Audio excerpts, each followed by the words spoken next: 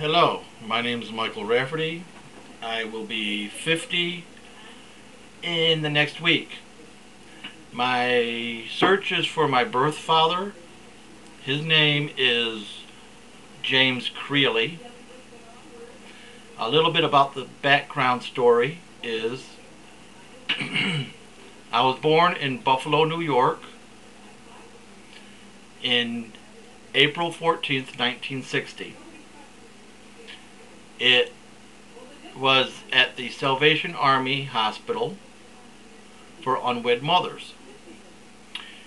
The way she found out she was pregnant, and when I say she, it is Leora Joan McCormick, well, Halstead McCormick now.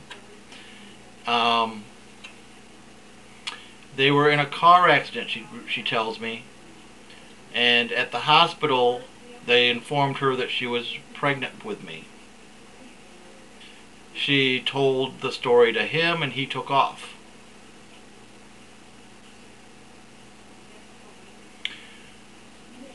When I was 5 months old, I was adopted from the Chemung County Adoption Agency here in Elmira, New York, and raised in the outskirts in North Chemung.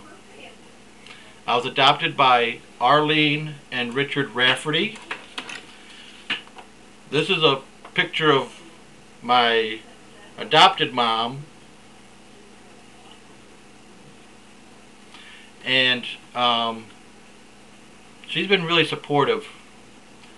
When I located my birth mother, I kept it a secret from her for 10 years after I found her because I didn't want to hurt her feelings. And when I finally told her, it was the best moment of my life. I think it brought us closer together.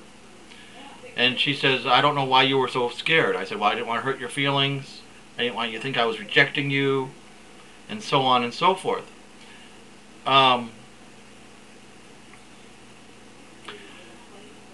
I started my search in the late 70s with the help of my sister Karen. And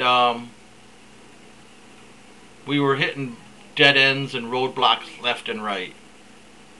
And then we found this adoption registry from, it was either New Mexico or Texas, I can't remember, but I've got the letter at home.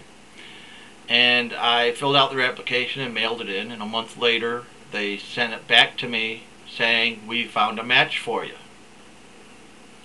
And they sent me the information, and I contacted the woman, and it was Leora Joan McCormick. At that time I found out that my birth name was Kelvin Eugene Halstead,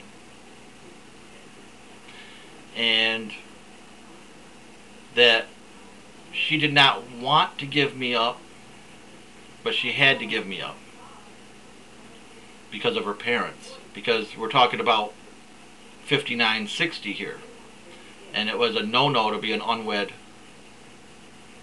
mother. Nowadays it's common theme. The next thing was to meet her. So a year after we found each other, her and my biological brother Wesley and his family came up, and we met for the first time. And this is a picture of that reunion, and I know this is not a good picture, but and that was in 1991. She gave me a little bit of story about James, my father. After they broke up, he went to live with her aunt in Nundee, New York. He was a roofer, and he worked for her uncle, who was also a roofer. And then for some reason she doesn't know what happened to him. Her and I went to Nundee to see her aunt, and her aunt couldn't tell us anything more than she already told me. If I had a chance to sit across from him right now, I would simply say thank you. And it may sound weird, but I'm going to thank him for not acknowledging me at first, because I was raised in a very good family. I would not be the man I am today if it wasn't for the fact I was put up for adoption. I'd be a totally different person if she had kept me and raised me. I would also tell him I don't want anything from him. I am trying to contact him just to make my life more of a whole. That's all I want. I want to be whole. I want to know what I am up against in life.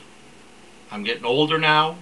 I'm half a century, and I have to know what I'm prone to health-wise. I was born with a heart murmur. How many members of his family were born that way? So, I am also a gay man, and I believe that you are born this way. Are there any gays on his side of the family? I have learned through my birth mother that there are bisexuals on her side, and her first husband, who is irrelevant, but her first husband was gay, and that's why they got divorced. I'm not sure what else to say. So that's my story. I don't know if it's a good enough story, but that's my story. Thank you.